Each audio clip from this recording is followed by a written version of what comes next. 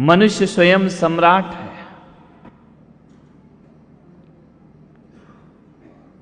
लेकिन अफसोस इस बात का है कि वह सम्राटों की तरह जी नहीं पाता और सम्राट की तरह मर नहीं पाता है।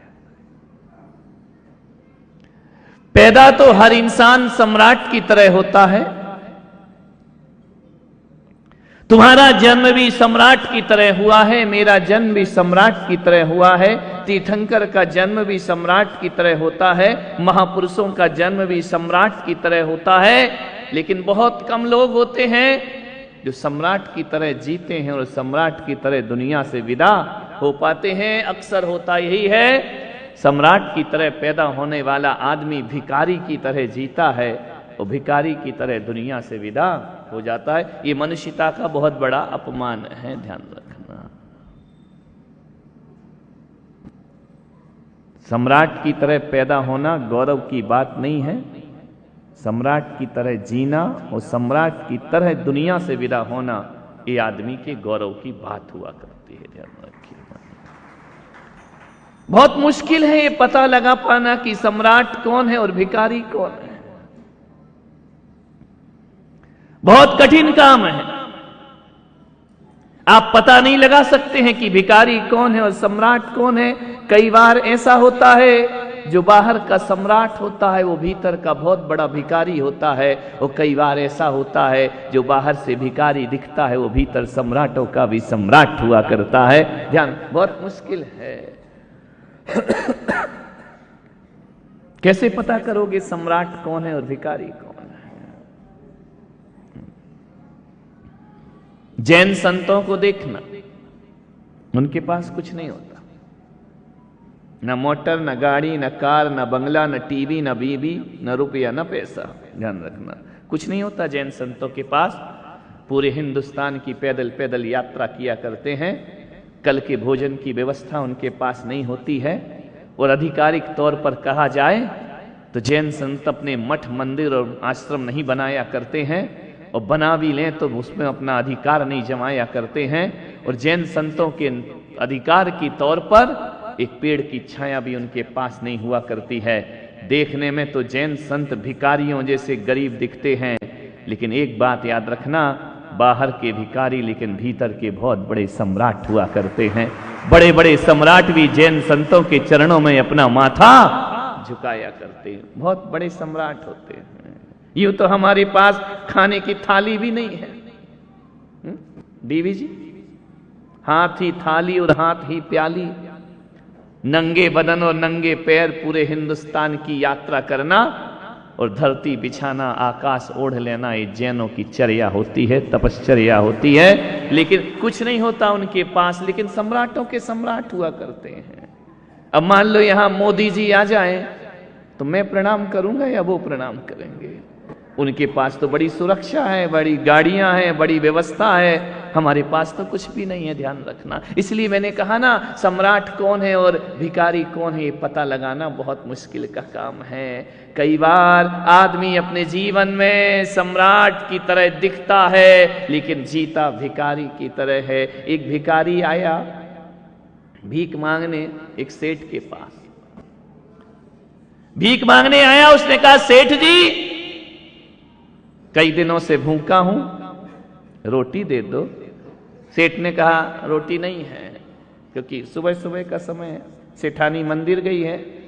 बोले रोटी नहीं है। तो भिखारी ने कहा, एक काम करो सेठ जी, एक गिलास ठंडा पानी पिला दो। सेठ ने कहा कि नहीं है। बोले फटे पुराने कपड़े दे दो। बोले वो भी नहीं है। अरे जो बासा भोजन हो वो दे दो। बोले वो भी नहीं है। बोले आना दो, आना दे दो। बोले वो भी नहीं है। तो भिखारी ने कहा, जब तेरे पास कुछ नहीं है तो पकड़ कटोरा और चल मेरे साथ। ध्यान रखना, तू काहे का सम्राट है, ध्यान रख, जब तेरे पास कुछ है ही नहीं, ध्यान रखना, ये पकड़ कटोरा और चल मेरे साथ। ध्यान रखना, ये सेठ है, भीतर से भिखारी, बाहर का सेठ। ध्यान रखना, भीतर के बहुत बड़े सम्राट बनने का प्रयास करिए। महल सोने का मिट्टी पे खड़ा होता है और एक दिन वो महल मिट्टी में मिला होता है। और वजन इंसान का तराजू से तौलने वालों, आदमी तन से नहीं, आदमी मन से बड़ा होता है। ध्यान रखना, जिसका मन बड़ा है वो सम्राट हुआ करता है। मैं तो इतना कहता हूं, वो सम्राट ही क्या जो भीतर से भिखारी ना हो, वो भिखारी ही क्या जो भीतर का सम्राट ना हो। ध्यान रखना, भीतर के सम्राट बनो, प्रयास करना है। कोई तुम्हारे घर में आए तो भोजन जरूर कराओ, भोजन नहीं कराओ तो पानी पिलाओ, पानी नहीं पिलाओ तो 2 शब्द मीठे बोल दो। ध्यान रखना, इतने कंजूसी मत लाइए। गरीब के घर में सोने की थाली नहीं होती है, गरीब के घर में महंगे महंगे बर्तन नहीं होंगे, कीमती व्यंजन नहीं होंगे। लेकिन एक बात तो कह सकता हूं, किसी गरीब के घर में कुछ मिले या ना मिले, उसके चेहरे पर मुस्कुराहट तो मिल जाया करती है। ध्यान रखना, एक मुस्कुराहट तो हमारे चेहरे पर होना चाहिए। आपको देख करके ऐसा लगे कि कोई उपवन खिल गया, कोई आनंद की बरसात हो गई। चेहरा तो अच्छा बनाओ, ये सुमड़ों जैसा चेहरा लेके क्यों घूमा करते हो मेरे भाई? शक्ल तो अच्छी बनाओ। भगवान, ध्यान रखना, चेहरा बनाना ईश्वर का काम है और उस पर भाव बनाना हमारा काम हुआ करता है। हम कैसे भाव बनाया करते हैं, हम कैसा रूप दिया करते हैं, चेहरे को कैसे बनाना है, ये ऊपर वाले के हाथ में नहीं है, हमारे हाथ में हुआ करता है। चेहरा या तो रो रो करके जी लो या आनंद के साथ जिंदगी गुजार लीजिए। चेहरा मुस्कुराहट होना चाहिए। विचार करिए आप। एक भिखारी था, तंग आ गया था जिंदगी से, परेशान हो गया था, पूरी जिंदगी भीख मांगते गुजर गई। मोदी जी कह रहे थे अच्छे दिन आएंगे, उसके अभी तक नहीं आए। ध्यान रखना, कब आएंगे अच्छे दिन? भिखारी के जीवन में आज तक अच्छा दिन नहीं आया। पूछा उसने अपने मन से कि मैं क्यों जी रहा हूं। आदमी एक दिन तंग आ जाता है अपनी ही जिंदगी से, परेशान हो जाता है, संघर्षों में जीते जीते, संकटों में जीते जीते, मुसीबतों में जीते जीते आदमी की जिंदगी बदरंग हो जाया करती है। जिंदगी के जीने के रंग खत्म हो जाया करते हैं। पैदाइशी संघर्ष लेकर आया। कुछ लोग जन्म से ही संघर्ष लेकर आते हैं। कुछ भी करो, उनके जीवन में सुख की रेखाएं नहीं हुआ करती हैं। परेशान हो गया भिखारी, करूं क्या, बड़ा दुखी था। उसने सोचा जिल्लत की जिंदगी है, भीख मांगते मांगते आधी उम्र गुजर गई, न बच्चों को ढंग से रख पाया, न पत्नी को ढंग से रख पाया। क्या दिया मैंने अपने बच्चों को, क्या दिया अपनी पत्नी को, क्या दिया अपने परिवार को? वही एक झोपड़ा है जिसमें मैं अपनी जिंदगी गुजारा करता हूं। कभी मिल गई भीख तो खा लिया और कभी नहीं मिली तो नहीं खाया। भिखारी दुखी हो गया। उसने सोचा ऐसी जिंदगी से तो अच्छा है मर जाना चाहिए। आत्महत्या के विचार ले आया वो। ध्यान रखना मान्यवर, आपसे निवेदन कर रहा हूं कि जिंदगी में कैसी भी परिस्थिति आ जाए, आत्महत्या के विचार अपने जीवन में कभी लेकर के मत आना। एक बात याद रखना, अब तो घबरा के कहते हैं कि मर जाएंगे, अब तो घबरा के कहते हैं कि मर जाएंगे, और मर के भी घबरा गए तो फिर किधर जाएंगे? ध्यान रखना, मृत्यु किस। ये थोड़ा बच्चे डिस्टर्ब कर रहे हैं। एक आदमी जाए, पीछे खेल रहे हैं, मम्मी पापा ने ऐसे छोड़ दिया है जैसे गार्डन में बैठ गए हों आके। संभालो अपने बच्चे, नहीं संभालते तो हमको दे दो ना, हम संभाल लेंगे तुमसे अच्छा। ध्यान रखना, यहां बिठा देंगे लाइन लगा करके। जिसके भी बच्चे नहीं संभालते हो मेरे हवाले कर देना।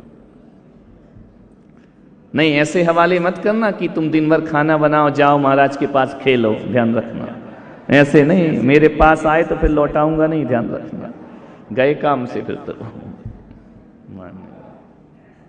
सोचना है। भिखारी ने सोचा कि आत्महत्या कर लेना चाहिए, जिंदगी को खत्म कर देना चाहिए।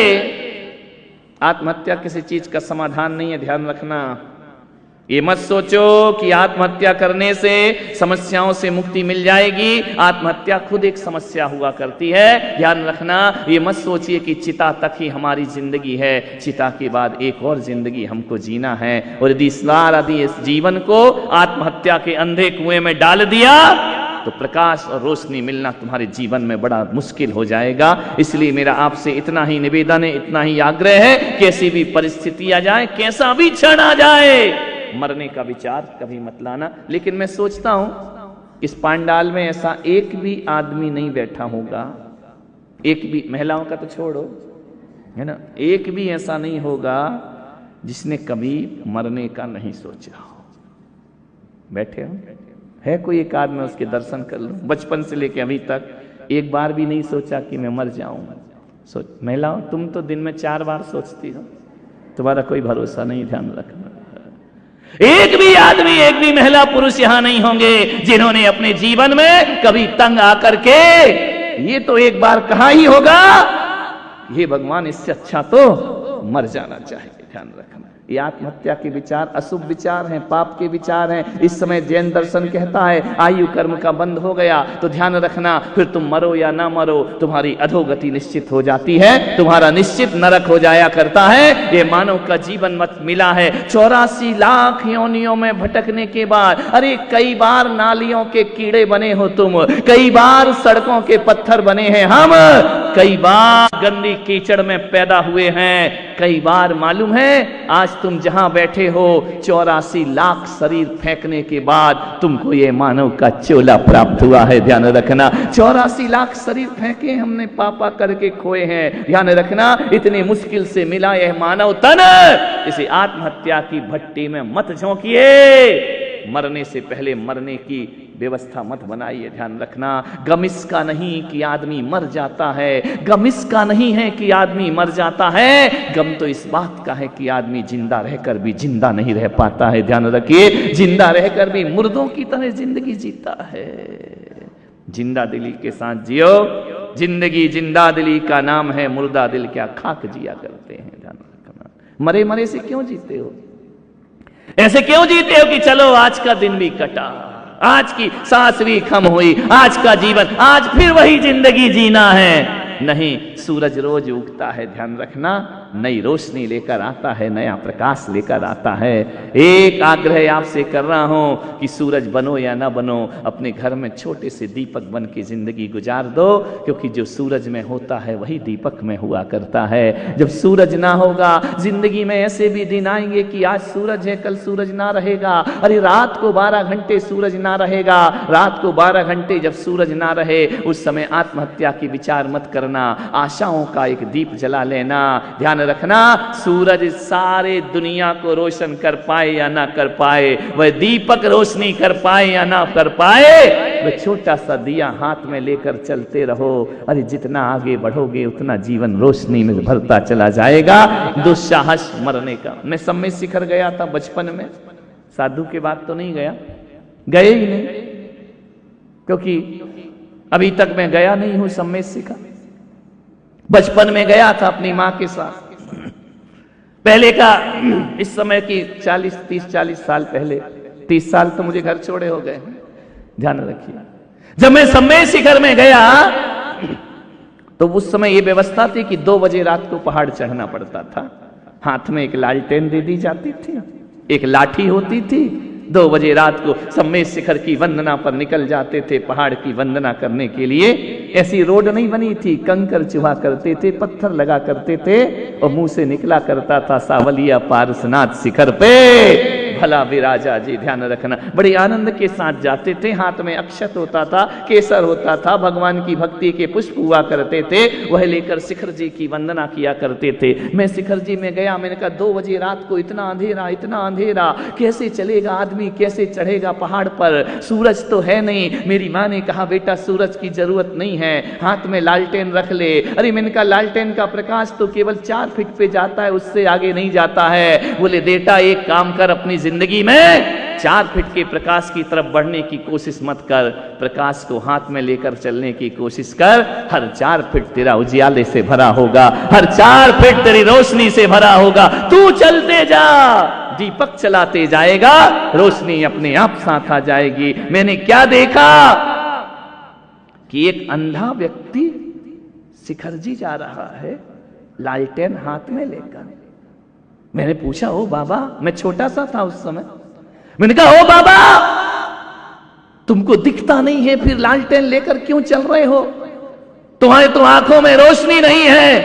बोले, बस रोशनी नहीं है तो क्या हुआ बच्चे, मैं लालटेन इसलिए लेकर के चल रहा हूं कि मुझे दिखाई नहीं देता, आंख वालों को तो दिखाई देगा ना कि कोई आ रहा है। ध्यान रखना, मैं नेत्रहीन हूं, लेकिन आंख वाले तो नेत्रहीन नहीं है ना। ये लालटेन मैंने अपने लिए नहीं, उनके लिए रखी है। जब वो लालटेन देखेंगे तो मुझे रास्ता अपने आप। अंधे लोग भी जीने की आशा से भरे होते हैं। मैंने कहा, तू सूरदास, तुम्हारी आंखों में रोशनी नहीं है, फिर किस भगवान के दर्शन करोगे? पहाड़ों पर चढ़ करके एक एक टोक पर किसके चरण को देखोगे?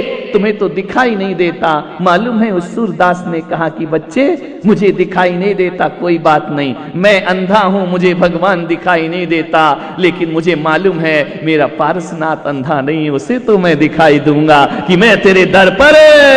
ये होती है जीने की आशा। ध्यान रखना, मुझे नहीं दिखता है, लेकिन उसे तो दिखता है ना कि कोई सूरदास मेरे चरणों में आ रहा है। ध्यान रखना, उसकी तो आंखों में रोशनी है, मेरी में नहीं है, तो क्या हुआ? बस इसी बात को लेकर मैं सम्मेद शिखर की वंदना के लिए आया हूं। मान्यवर, औरंगाबाद वालों में कहता हूं, मुझे जीवन जीने की सबसे बड़ी कला मिली, उस अंधे आदमी से मुझे जीवन जीने की कला मिली कि आंख नहीं होते हुए भी जो प्रकाश लेकर के चला करता है। ध्यान रखना मान्यवर, हमने दीपक से पूछा कि क्यों जला करते हो रात रात, क्यों जलते हो अंधेरों में?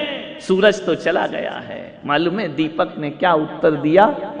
कि दुनिया को ठोकर ना लग जाए, इसलिए रात रात हम जला करते हैं। ध्यान रखना मान्यवर, दूसरों के लिए जीते हैं लोग। जिंदगी को जियो, हताश मत हो जाओ जिंदगी से। आज हमारी माताओं बहनों में सहन शक्ति नहीं है, असहिष्णुता आ गई है। दो शब्द कोई बोल दे तो बर्दाश्त नहीं होता, आपे से बाहर हो जाती हैं। अरे मेरी माताओं, मैं आपसे निवेदन करता हूं कि पर्यूषण में 10-10 दिन भूख सहन करती हो, जिंदगी में दो शब्द भी किसी के सहन कर लिया करो, जिंदगी तुम्हारी आनंद में परिवर्तित हो जाएगी। वरना जीवन शिकायत से भरा रहेगा, कोई किसी की सुनने को तैयार नहीं है। मेरे भाई, जिंदगी को समझो, दो बात सहन करो। भूख सहन करना ही पर्यूषण नहीं है, किसी की दो बात सहन करना ये भी किसी 10 उपवास से कम नहीं हुआ करता है। ध्यान रखना, ये भी किसी साधना से कम नहीं हुआ। थोड़ा आवेश, बहू है तो वो आवेश में है, सासू है तो वो आवेश में है, बच्चे हैं तो वो सुनना नहीं चाहते। क्षणिक आवेश आत्महत्या की ओर ले जाया करता है। ध्यान रखना, जिंदगी को इतनी बदसूरत मत बनाओ, अपनी ही जिंदगी से परेशान हो जाओ। ध्यान रखना, अरे रोशनी गर अंधेरों से डर जाएगी, रोशनी गर अंधेरों से डर जाएगी, तो बताओ ये फिर दुनिया किधर जाएगी? ध्यान रखना, हम अंधेरों से डरेंगे क्या? एक दीपक अंधेरों से नहीं डरता, सारी रात लड़ा करता है अंधेरों से। मैंने उस दीपक से पूछा, तू जलता है लेकिन तेरे ऊपर से काला धुआं क्यों निकला करता है? एक दीपक की रोशनी देखना, ऊपर काला धुआं रहता है। वह कहता है, रोशनी में दुनिया को देता हूं और रात का अंधेरा खुद पीता हूं, इसलिए धुआं बन के उस अंधेरे को उड़ा दिया करता हूं। ध्यान रखें मान्य।